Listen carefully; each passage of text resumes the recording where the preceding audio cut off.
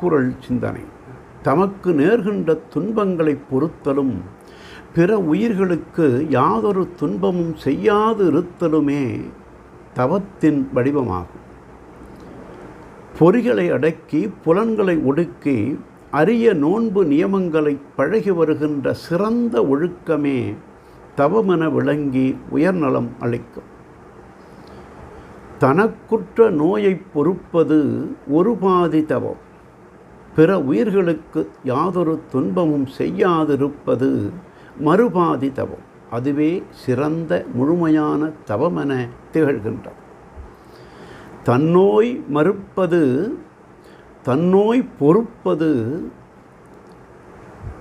தன்னல மறுப்பு, பிற உயிர்களுக்கு துன்பம் செய்யாதிருப்பது மண்ணுயிர் வளர்ப்பு.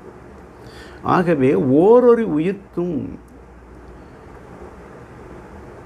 ஊறு செய்யாதவன் பேரறிவாளனாய் பெரும் தவசியாய் உயர்ந்து சிறந்து திகழ்கிறான் என்று தெய்வப்புலவர் தவம் அதிகாரத்தில் உற்றநோய் நோன்றல் உயிர்க்கு உருகன் செய்யாமை அற்றே தவத்திற்கு உரு என்றார். நாளையும் சிந்தி.